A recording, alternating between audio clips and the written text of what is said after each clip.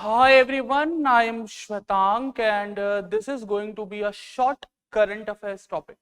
And the idea is to tell you guys that must have seen in news a lot nowadays that electric vehicles are getting fired up.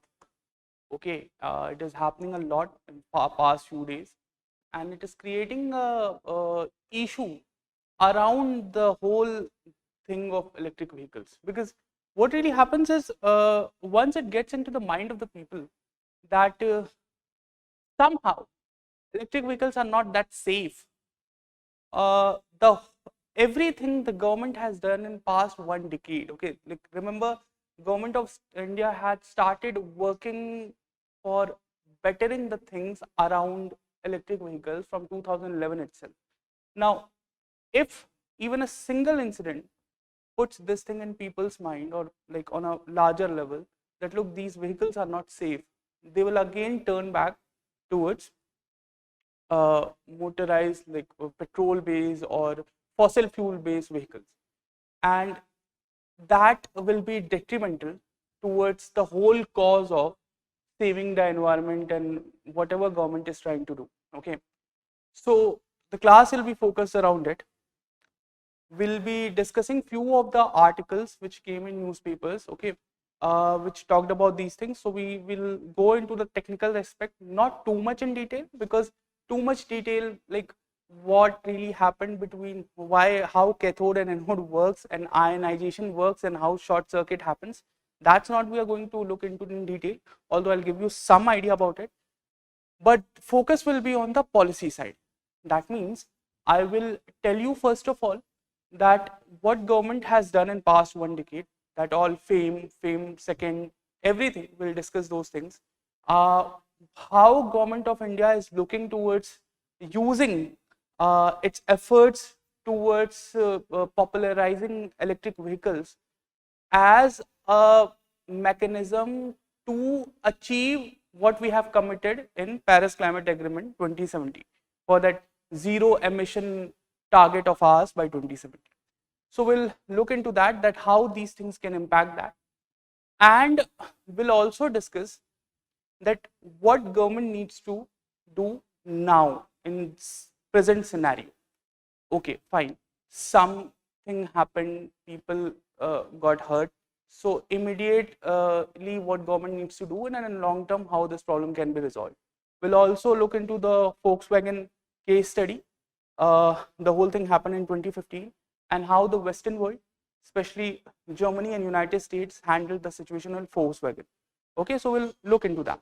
So that's the whole idea what we are going to do in today's class. Let's start then. Let's start with the two of the important articles. Both of these articles actually came in. You can see on the screen. Uh, Inadequate testing, poor expertise in battery making, all India's electric vehicle industry. Okay. Now, AIL India's electric vehicle industry.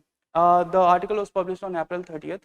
And then on May 1st, again in Hindu only, Hindu newspaper, there was another article in which they went into detail that how electric vehicles work, what's the whole idea of lithium ion battery, how it is different from the old one, the lead lead chemical based battery, which usually now, even nowadays, popularly people have in their houses. Like if you have an inverter at your house, the battery in most of the case you'll be using will be a basically lead carbon based battery. Okay, you won't be using a lithium ion battery in most of the situation. So what is going on? Let's discuss this thing, and I have summarized, compiled not only these two articles, many other articles are there, and I have compiled all of them, and we are going into that now. So first, it's happened in Pune and few more places that the fire took place, fire in the scooters, and that also of Ola. I hope everyone knows about Ola Electric. Basically, it's a vehicle arm or automobile logistics arm of Ola, which again is owned by ANI Technology. That's their holding company. Now, what happened is two or three mistakes happened on the side of the company. Now, the company, when they when they first of all decided to come up with the electric vehicle, instead of designing it from the very basic for Indian needs, Indian climate, Indian environment based on that, what they did is they went and they bought a Netherlands-based automobile company which has already prepared an electric vehicle. They bought into India and they now plan to do some finishing touch based on Indian market and launch into India. The problem was the climatic conditions back in Netherlands are totally different than the climatic condition in India. Okay, suppose the thing is that over there in Northern Europe, temperature never goes beyond 25 degrees centigrade, and in over here in summers the temperature never goes below 42 degrees centigrade.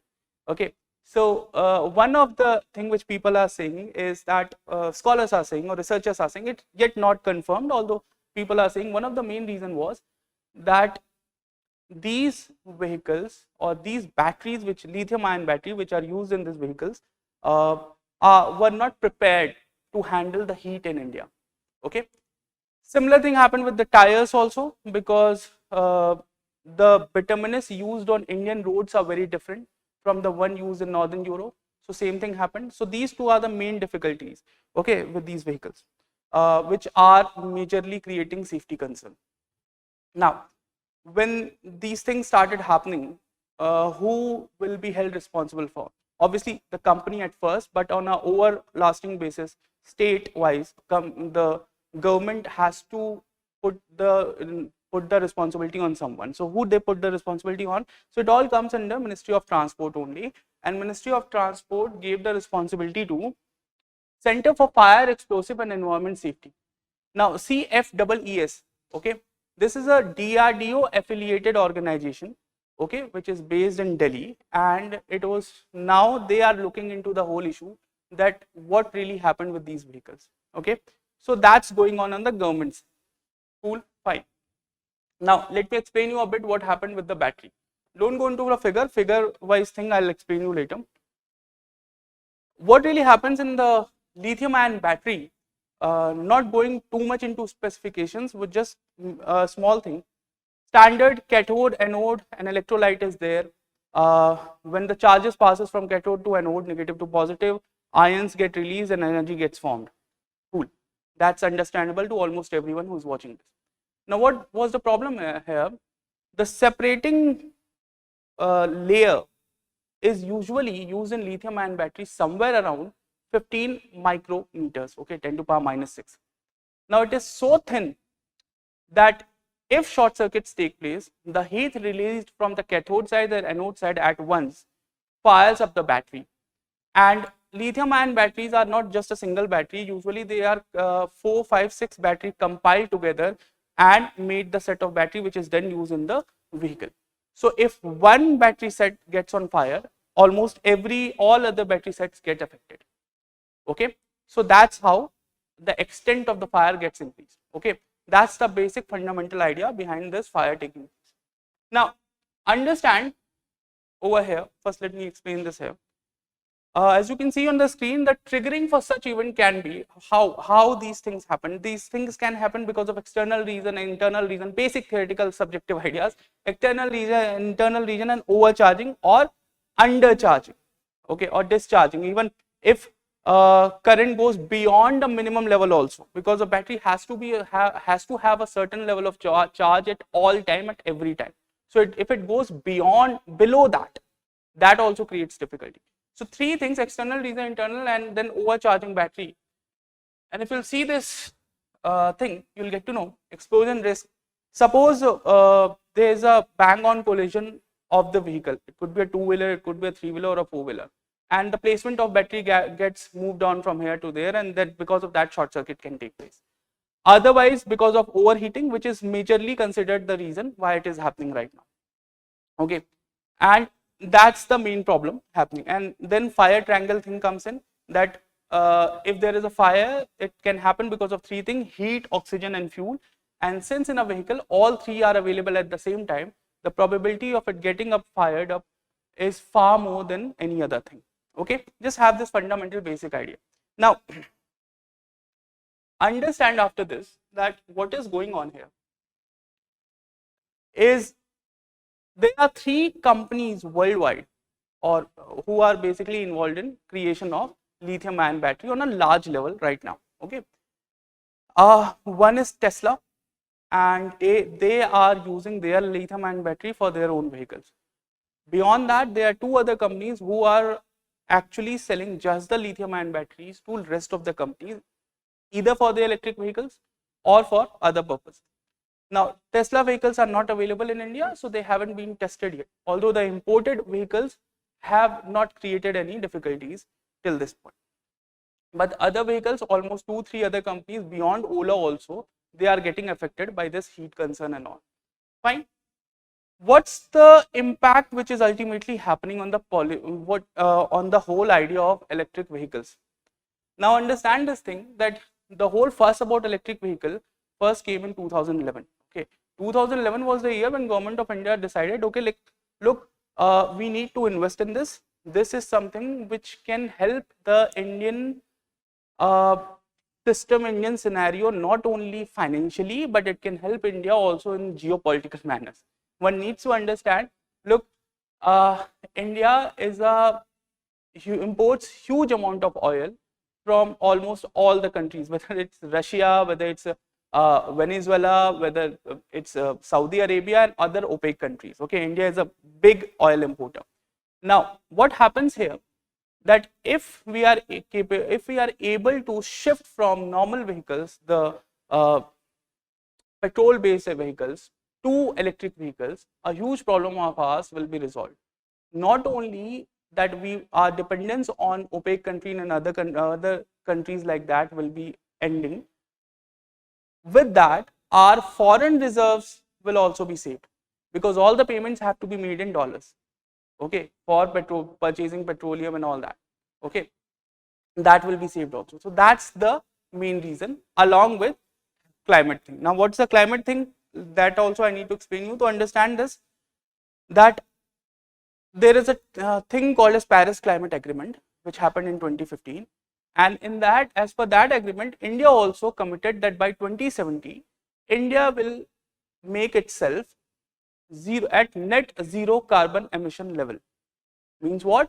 By 2070, India will create such a territory inside its border, the effective net carbon release from everything, from air conditioners, from vehicles, from industries, everything combined will be zero, the net one.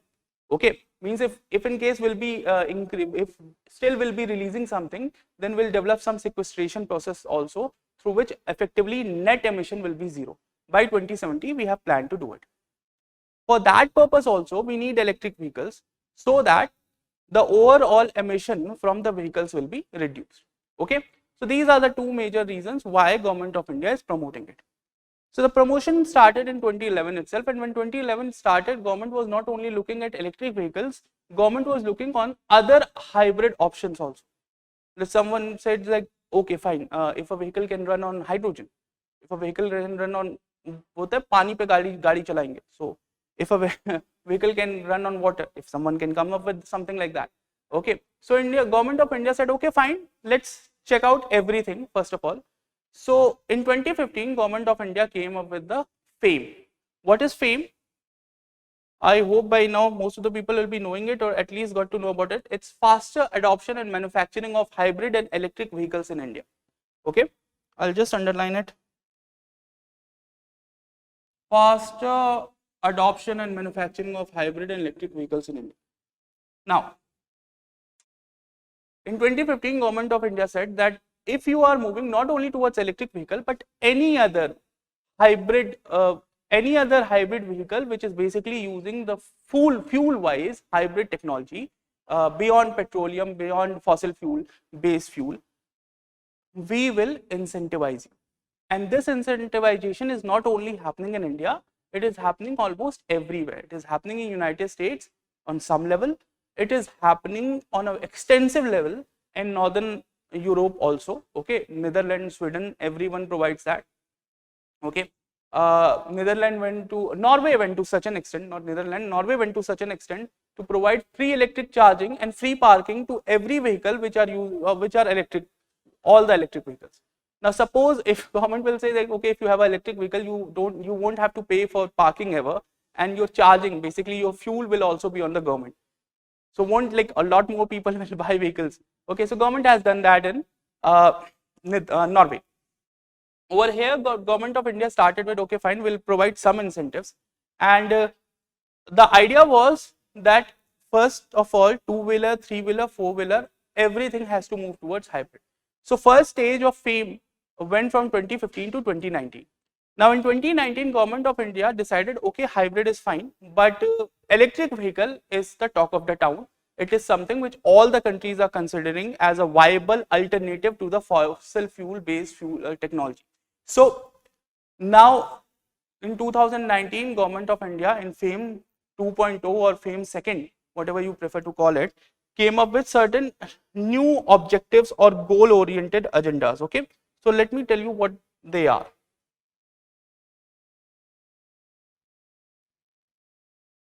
Fine. So government of India came up with FAME second or FAME 2.0, and Niti Aayog, which was given the responsibility initially to plan out the whole thing, they came up with this idea that by 2030, 30% of all the private cars should be electric vehicles, 70% of the commercial cars, and 40% of the buses, and 80% of the two and three wheelers should be electric vehicles. Okay, now, and this is happening actually on a very broad level. Understand this, in past 2 years throughout the COVID, there has been a 1300% rise, basically 13 times overall rise in the purchase of buses, electric buses. Okay, so that's a very good thing, because then the public transport itself will move towards electric. Now, the next thing which I told you, using FAME second, Niti Aayog also said that by doing this, we will be ultimately saving 5.4 million tons of oil equivalent. Not only this will help India to reduce its overall emission, but it will also help India to save on foreign exchange. Okay, so forex level of India will also be maintained, and our dependence upon OPEC countries and Russia and all those countries, Venezuela, something like, or Northern African countries, which are basically oil exporters, our dependence on them will be reduced. Okay, and obviously, if like suppose if India's dependence on OPEC country will be reduced, surely it will make things easier for us in the long run. Okay, because those countries are mostly not considered that stable.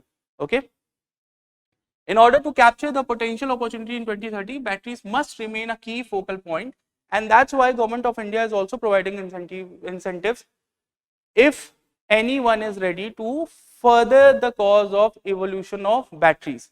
Lithium ion batteries are there, okay, fine. If something else can also be done, government of India will provide certain help on that point. Government of India went to such an extent that they stated that if you are purchasing an electric vehicle, up to 1.5 lakh rupees, okay, will be given to you in tax exemptions also.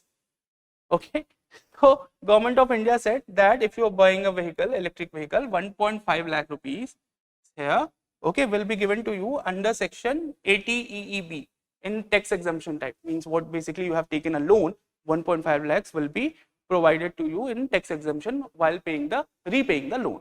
Okay, so these things have been done by India, and now because of this whole incident of electric vehicles getting fired up here and there, okay, if you compare in total wise, there will not be more than some decimal value percentage wise the vehicles which are getting fired up, but it will create a threat level which will ultimately discourage people from buying electric vehicles, and therefore government of India has to be very serious and have to take immediate steps. Okay, and that is what is expected of them. Otherwise also government of India has taken a lot of steps, but already that this is basically a map of all the electric vehicle charging stations which have been installed under FAME 2.0 by government of India. So that will be available on the PDF, and I hope PDF link to the PDF will be provided to you so you can go through it. Okay, now let's come to the case study which I was telling you, that what's the way out. Okay, what government of India can do. So we'll discuss a case study. This is basically the case study. Something very similar happened in Western world also, and not something very similar, but even disastrous than this. What happened is with Volkswagen, which is a Germany-based car company, global car company, Germany-based Volkswagen. So Volkswagen back in 2005 tweaked their emission reading system somehow that all their vehicles, whenever they were tested for the level of SOx, sulfur dioxide and NOx, okay, or not only dioxide, basically the whole series, for SOx emission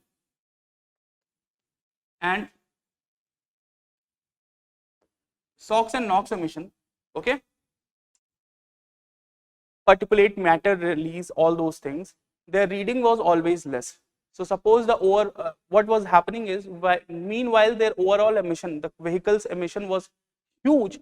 It was showing within the designated limit, either in Canada, America, and Europe also. Okay.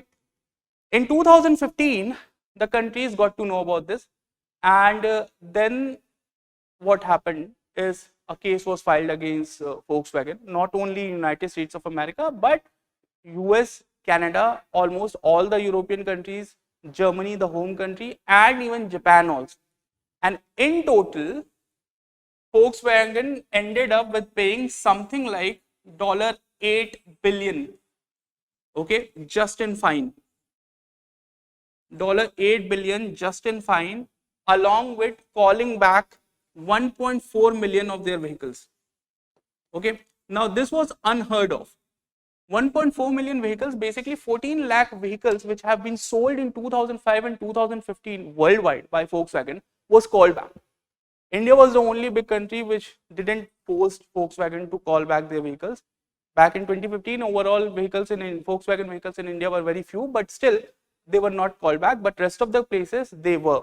Okay, and in total 14 lakh vehicles were called back, $8 billion. From after Second World War, that was the very first year when Volkswagen was at the end of the year was financially in loss. Okay, so such kind of measures were taken. Volkswagen came out, their whole staff accepted that they have done something wrong, they paid the fine, okay, they called back the vehicles, they refitted the whole vehicle with new set of standards, and the problem was resolved. Okay, so this was done for emission. Those vehicles were still fuel based, fossil fuel based. Now in this case, the mistake has been done by vehicle companies, and that needs to be resolved, not only for the sake of safety, which is immediate cause obviously, but even for the long term reason that ultimately if this problem is not resolved, the very threat that electric vehicles are more harmful, okay, will create a problem for people and for the state's commitment towards climate change. Okay, so that is the whole reason why it needs to be resolved.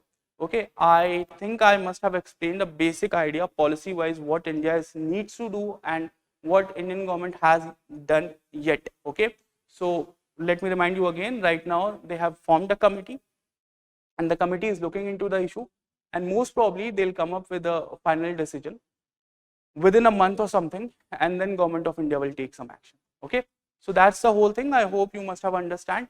We'll try to make some more videos in the coming days. Okay, there will be 6 videos every week in total, just on the current topics, to give you some ideas on YouTube. So keep in touch, make sure that you see all these videos and refer to the website for other details of the classes. Okay, thank you.